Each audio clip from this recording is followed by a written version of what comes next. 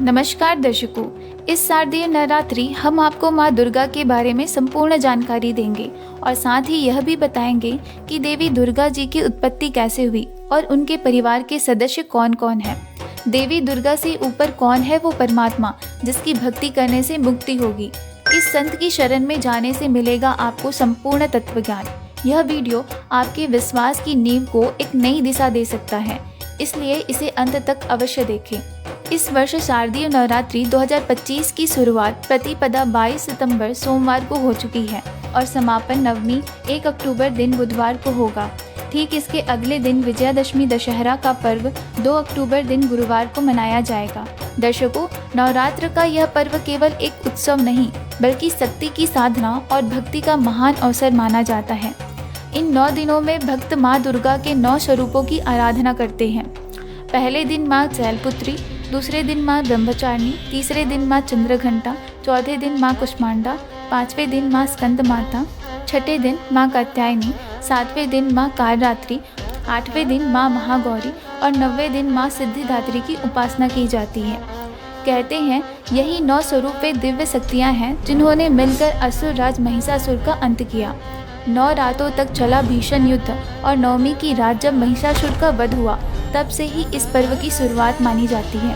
इसी विजय की स्मृति में आज भी हम नवरात्र मनाते हैं, अखंड ज्योति प्रज्वलित करते हैं और माँ के चरणों में अपनी भक्ति अर्पित करते हैं। दर्शकों, अब हम आपके सामने प्रस्तुत कर रहे हैं वह कथा जब असुर राज महिषासुर के अत्याचारों से त्रस्त देवताओं ने उसे परास्त करने का प्रयास किया, किंतु महिषासुर को ऐसा वरदान प्राप्त था कि ना तो कोई देवता और ना ही कोई दानव उसका वध कर सकता था।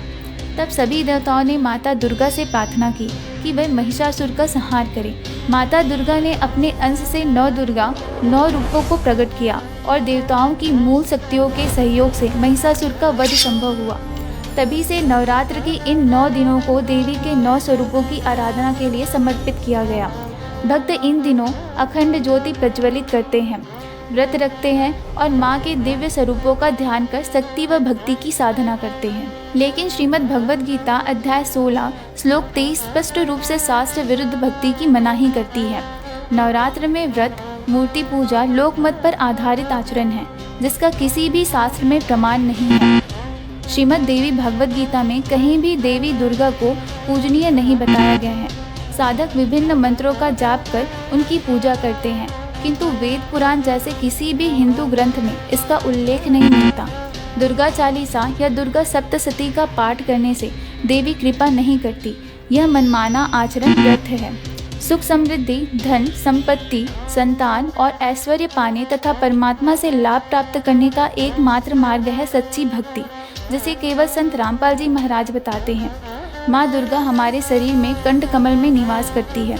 इसका वास्तविक मंत्र तत्वदर्शी संत ही जानते हैं और अपने साधकों को बताते हैं। सच्ची भक्ति प्राप्त करने के लिए तत्वदर्शी संत की आवश्यकता होती है जो प्रमाणित मंत्रों का ज्ञान कराते हैं। श्रीमद् देवी भागवत पुराण स्कंद 7 पृष्ठ 562 में स्वयं देवी दुर्गा ने राजा हिमालय को उपदेश दिया कि हे राजन, समस्त साधनाओं को त्याग कर उस परम ब्रह्म परमात्मा की भक्ति करो। भगवद गीता अध्याय 9 श्लोक 23 से 24 में भी कहा गया है कि जो लोग अन्य देवी देवताओं की पूजा करते हैं वे वास्तव में मुझ ब्रह्म की ही पूजा कर रहे होते हैं, किंतु यह पूजा शास्त्र विरुद्ध होने से परमात्मा को पहचान नहीं पाते और पतन को प्राप्त होते हैं। वही गीता अध्याय 15 श्लोक 16 से 17 में स्पष्ट कहा गया है कि परम अक्षर ब्रह्म ही सर्वोच्च ईश्वर है, जिनकी प्राप्ति ही वेदों का अंतिम लक्ष्य है। श्रीमद् देवी भागवत के अनुसार देवी दुर्गा और काल ब्रह्म का पति पत्नी का संबंध बताया गया है। इसमें दुर्गा को भवानी और काल ब्रह्म को परम पुरुष कहा गया है। रुद्र संहिता, शिव पुराण और श्रीमद् देवी पुराण में भी यही उल्लेख है कि देवी दुर्गा ब्रह्मा, विष्णु और महेश की माता तथा काल ब्रह्म की पत्नी है। शास्त्रों के अनुसार केवल तत्वदर्शी संत ही सही भक्ति विधि का ज्ञान दे सकते हैं। वर्तमान में संत रामपाल जी महाराज ही एकमात्र ऐसे संत हैं जो शास्त्रों पर आधारित सत्य आध्यात्मिक ज्ञान प्रदान कर रही हैं। भगवद गीता अध्याय 4 श्लोक 34 में कहा गया है कि सच्चे संत से ज्ञान प्राप्त कर प्रमाणित विधि से जाप करने से ही मोक्ष संभव है। इसलिए प्रभु प्रेमी आत्माओं को चाहिए कि वे संत रामपाल जी महाराज जी की शरण में आकर अपनी आध्यात्मिक यात्रा को सफल बनाएं और परमात्मा की कृपा प्राप्त करें। आइए प्रतिदिन शाम 7:30 बजे साधना चैनल पर संत रामपाल जी महाराज जी का अमृतमय सत्संग अवश्य सुनें और अपने मानव जीवन को धन्य बनाएं। धन्यवाद।